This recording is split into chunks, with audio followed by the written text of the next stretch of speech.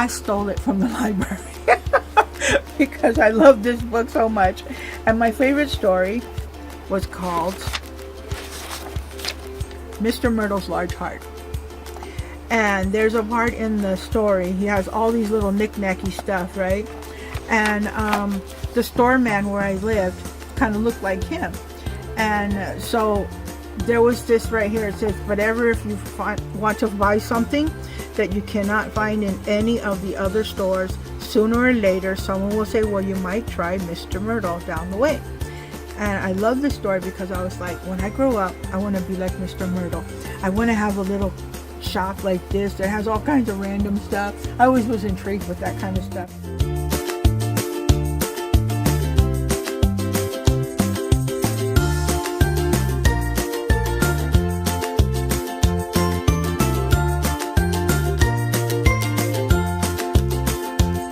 Who knew Lisa Hernandez's inspiration of Mr. Myrtle's large heart would come true? The Long Beach Depot for Creative Reuse opened their doors in 2008 on 4th Street and just celebrated their 10 years. Well, because all of this stuff would have ended up in the trash.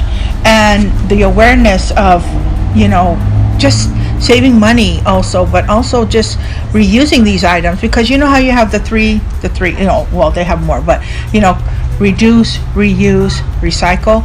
A lot of people don't understand that actually that's the order that you should even be thinking about. Is you're reducing, right?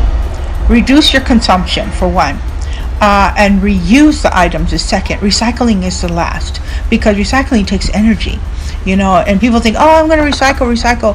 Well, actually you should think about really reusing what you already have. As I walked into the Beach Depot, I wasn't sure what to expect. I knew they reused items, but what did that mean? Were they a craft store, a donation store, or even a thrift store? When you walk in, it's like a whole nother world.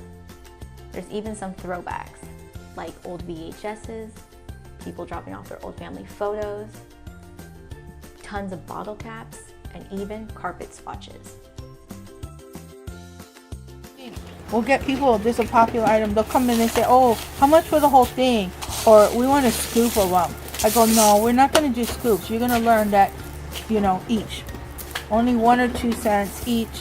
However, because the kids come in and, they want to pick out all just the orange ones or something, So we want to change people's mindset into thinking that you don't need to buy the whole thing. You can get by with just a few of the items and save money, and you don't become a hoarder.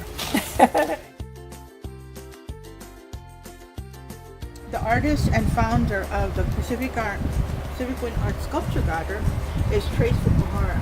He is also a known artist, distinguished artist, but all the money generated from the sale of this goes, all of it, to the garden to help him with water expenses or whatever he might have to deal with. So that's one of our ways of helping building community. And so this originally started off as a Girl Scout project, and it was a bronze project, I guess. And they made these, and then 100% of the money, because they're only $1 each, they would get the money, and once they had a certain amount, they would go shopping and buy blankets and towels for the dogs at the shelter. So this was almost like 5 years ago. But then what happened was, when they stopped the project, the customers, because everybody loves cats, they said, where's the cat toys? We want the cat toys. So then I told my artist, I said, people want those cat toys still. She goes, okay, we'll still continue doing it. And she said, and on their own, her and her daughter still go buy towels and blankets and give it to the shelter. So it's really sweet. My name's Maria Mejia. I'm Cindy. And we are Coastal Catalyst. What we're doing is we're going throughout the Arts District today, distributing our booklets, which are about cultural creative businesses. We love the Long Beach Depot for Creative Use. These guys are really providing a service to the community by encouraging people to be sustainable and resilient and have a good time while they're doing it, because it's about art and creativity. Lisa and her daughter, Yoshino, are an incredible team and are well known and respected in the community.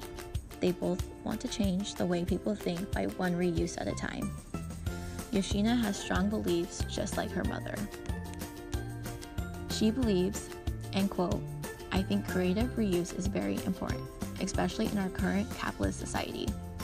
It's not a new concept either. Poor communities have always creatively reused and repurposed items instead of buying new, because it's smarter and it saves money. The concept of creative reuse, upcycling, and DIY lifestyle is becoming more popular now because of the economic issues younger generations are facing.